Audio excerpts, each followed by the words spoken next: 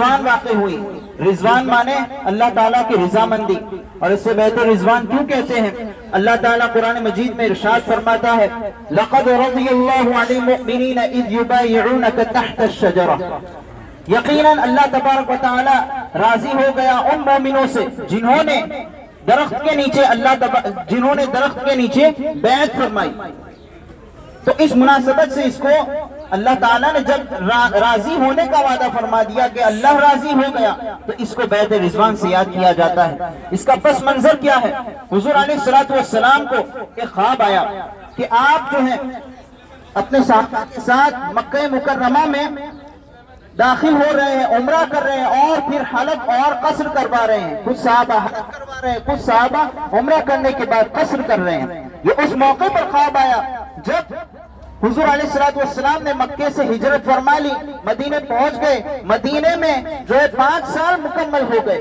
اب 6 سال جب خواب آیا تو حضور علیہ الصلوۃ والسلام نے جب صحابہ سے اس خواب کو سنایا تو صحابہ کرام جو ہے خوش ہو گئے, کیونکہ نبی کا خواب سچا ہوتا ہے. صحابہ نے پوری زندگی جو ہے, مہاجرین جو صحابہ تھے انہوں نے اپنی زندگی کا ایک بڑا حصہ مکہ مکرمہ میں گزارا تھا.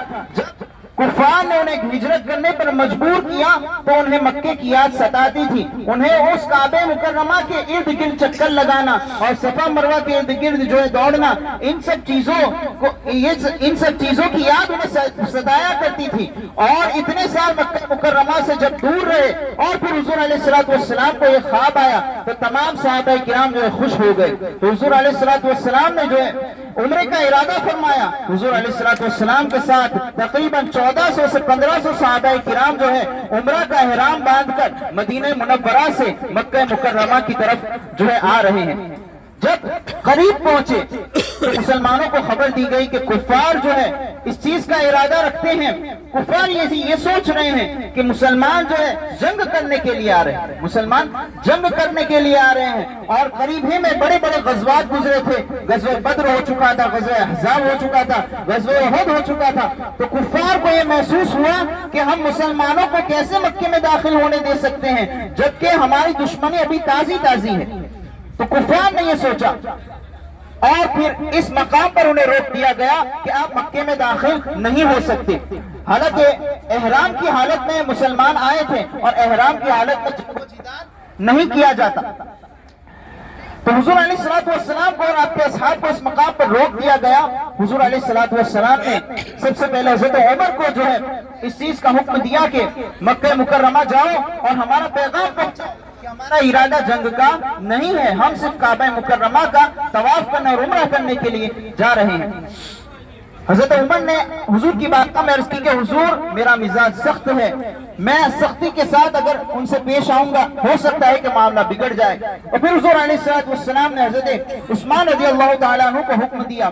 آپ نرم مزاج بھی ہیں, آپ باوقار بھی تھے, اور کفار کے درمیان آپ کا ایک جو ہے رعب بھی تھا.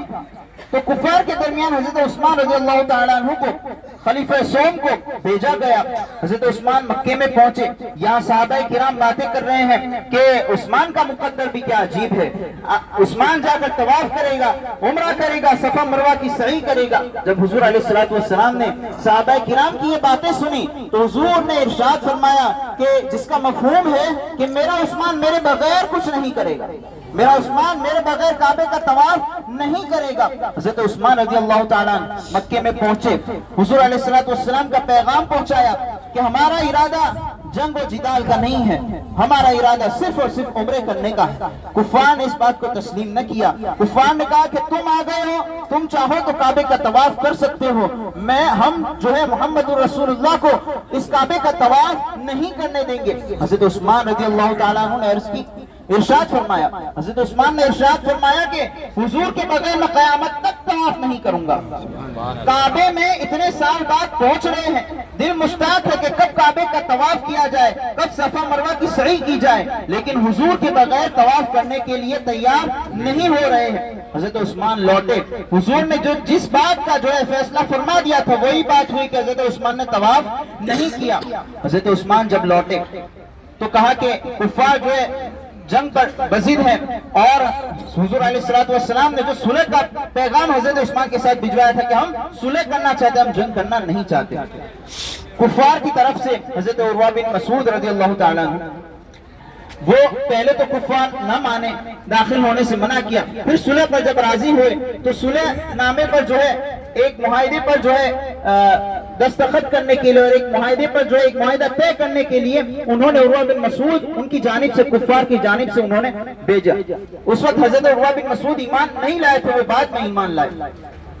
حضرت عروہ بن مسعود یہاں پر آتے ہیں، اس مقام حدیبیہ پر آتے ہیں، اس مقام پر، اچھا اس سے پہلے، اس معاہدے سے پہلے جب حضرت عثمان رضی اللہ تعالیٰ عنہ کو جو ہے بھیجا گیا تھا تو ایک خبر جو ہے پھیل گئی تھی کہ حضرت عثمان جو ہے وہاں پر شہید کر دیے گئے ہیں۔ جب یہ خبر پھیلی صحابہ کرام کے درمیان بھی یہ خبر مشہور ہو گئی تو صحابہ کرام جو ہے جنگ پر جو آمادہ ہو گئے، اور پھر حضور علیہ السلام کے ہاتھوں پر انہوں نے بیعت کی کہ ہم حضرت عثمان کے قتال کا جو بدلہ لیں گے، اور حضور علیہ السلام نے اس بات پر بیعت لی کہ ہم جنگ کریں گے اور قیامت تک جو ہے اسلام سے ہم نہیں پھریں گے، جنگ کے میدان سے نہیں پھریں گے۔ لیکن حضور علیہ السلام اس بات کو جانتے تھے کہ حضرت عثمان کا قتل، حضرت عثمان شہید نہیں کیے گئے۔ جب حضرت عثمان رضی اللہ تعالیٰ اور بیعت کے وقت حضور علیہ السلام نے بیعت کرنے کے بعد اپنے بائیں ہاتھ کو اپنے دائیں ہاتھ پر رکھا اور کہا کہ یہ ہاتھ عثمان کا ہے، قربان جائے حضرت عثمان کی مقدر پر کہ حضور علیہ السلام اپنا ہاتھ فرما رہے کہ یہ ہاتھ عثمان کا ہے۔ آپ کی کتنی بڑی فضیلت ہوگی، اور اس بیعت کو پھر بیعت رضوان کہا گیا۔ اس لیے اللہ تعالیٰ ان الذین یبایعونک انما یبایعون اللہ، اللہ تعالیٰ فرماتا ہے جو ان الذین یبایعونک، جو اے محبوب آپ سے جو ہے بیعت کرتے ہیں، یقیناً وہ اللہ تعالیٰ سے بیعت کرتے ہیں۔ سبحان اللہ۔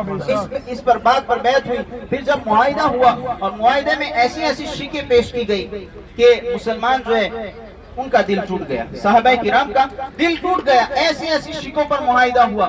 کچھ شکیں میں آپ کے سامنے عرض کروں، اس سے ہمیں بہت بڑا درس حاصل کرنا ہے، اس لیے میں کچھ شکیں آپ کے سامنے عرض کرتا ہوں کہ معاہدہ ایسا ہوا کہ مسلمان اس سال عمرہ نہیں کریں گے، یعنی جس سال عمرے کے لیے آئے تھے یہ فیصلہ ہوا کہ اس سال عمرہ نہیں کریں گے۔ حضور علیہ السلام نے اس بات کو مان لیا۔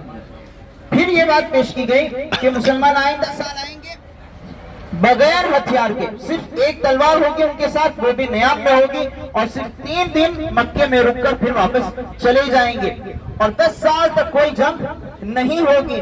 اور ایک شک یہ تھی کہ کفار مکے میں سے کوئی مسلمان اگر مدینے چلا جائے تو مدینے والے اس شخص کو مکے واپس لوٹا دیں گے، اور مدینے میں کوئی مسلمان ہو جو مکے سے کوئی مدینے چلا جائے تو مدینے والے واپس لوٹا دیں گے، اور مکے میں سے کوئی مدینہ جانا چاہے تو اسے اجازت نہیں ہوگی۔ یعنی ون سائیڈ جو ہے یہ معاہدہ تھا۔ مسلمانوں کا دل ٹوٹ گیا تھا، کہ یہ کیا ہو رہا ہے۔ حضرت عمر رضی اللہ تعالیٰ عنہ نے حضور کی بارگاہ میں عرض کی کہ حضور یہ تو سراسر ہمارے خلاف ہے۔ حضرت ابو بکر صدیق رضی اللہ تعالیٰ عنہ نے اس وقت جو ہے حضرت عمر سے فرمایا تھا کہ اے عمر، حضور زیادہ جانتے ہیں۔ اور پھر اللہ تبارک و تعالیٰ نے آیت پاک نازل فرمائی، اِنَّا فَتَحْنَا لَكَ فَتْحًا مُبِينًا، بے شک ہم نے آپ کو فتح مبین یعنی روشن فتح عطا فرمائی۔ یہ اس صلح نامے کو، اس صلح کو جو ہے روشن فتح اللہ تعالیٰ فرما رہا ہے۔ حالانکہ ایک نظر میں ایسا لگ رہا ہے کہ مسلمان جو ہے تب کو صلح کر رہے ہیں، لیکن اس صلح کا جو ہے نتیجہ کیا ظاہر ہوا؟ نتیجہ یہ ظاہر ہوا کہ جن مسلمانوں کو مکے سے نہیں نکلنے دیا جا رہا تھا، ان کے اخلاق دیکھ کر کافر جو ہے مسلمان ہونے لگے۔ اور پھر دوسرے ہی دن جس بات پر صلح ہوئی تھی کہ 10 سال تک کوئی جنگ نہیں ہوگی، دوسرے ہی دن کافروں نے اس معاہدے کو توڑ کر جنگ کر دی، تو یہ پھر معاہدہ ٹوٹ گیا۔ اس طور پر جو ہے جنگ کا راستہ بھی مسلمانوں کے لیے کھل گیا، فتح مکہ بھی ہوا، اور پھر جو ہے کافر بھی مسلمان ہونے لگے۔ اس طور پر نگاہ نبوت کیا چیز دیکھ رہی تھی؟ وہ دور کی سوچ حضور علیہ السلام کی کہ ابھی اگرچہ ہم واپس چلے جاتے ہیں لیکن آئندہ یہ شیکیں جو ہے جس پر ہم صلح کر رہے ہیں یہ ہمارے لیے ہی فائدہ مند کارآمد ہوگی۔ اور ایک چیز یہاں پر ہمیں درسی حاصل کرنا ہے کہ حضرت عروہ بن مسعود جب آئے تھے کفار کی جانب سے، انہوں نے صحابہ کرام کا اور حضور علیہ السلام کے درمیان جو صحابہ کرام جو حضور علیہ السلام کے سامنے رہا کرتے تھے وہ کس طرح رہا کرتے تھے، حضور علیہ السلام کی کس قدر پیروی کیا کرتے تھے، صحابہ کا عالم دیکھا۔ حضور علیہ السلام حضرت عروہ بن مسعود کہتے ہیں کہ اے کافروں، محمد سے کبھی جنگ نہ کرنا، محمد سے کبھی جنگ نہ کرنا۔ کیوں؟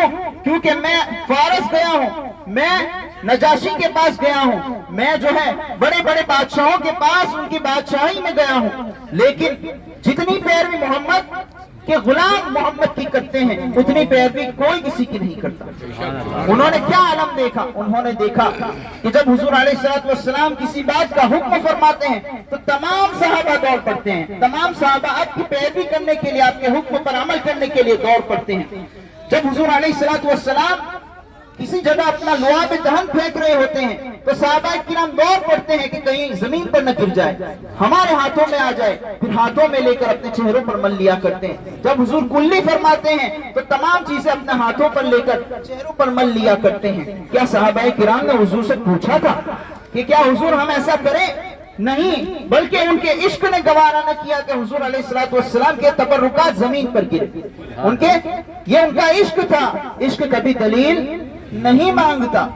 تو ہم جو صلاۃ السلام پڑھتے ہیں، ہم حضور کے عشق میں جو کام کرتے ہیں، جب تک شریعت اس کو منع نہیں کرتی وہ تمام چیزیں جائز ہے۔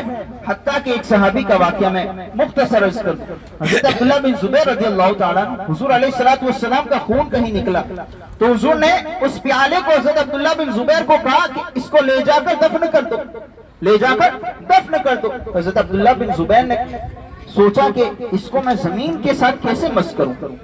ادب دیکھیں صحابہ کرام کا، یہ آج کا ادب نہیں ہے جو ہم کرتے ہیں، یہ صحابہ کرام سے ہم نے لیا ہے۔ حضرت عبداللہ بن زبیر سوچ رہے کہ اس کا میں کیا کروں، اس کو کہاں پر ڈالوں۔ حضرت عبداللہ بن زبیر باہر جاتے ہیں، سلمان فارسی انہیں دیکھتے ہیں۔ سلمان فارسی کو نہیں معلوم کہ حضور نے کیا حکم دیا ہے اور یہ خون کیا ہے۔ سلمان فارسی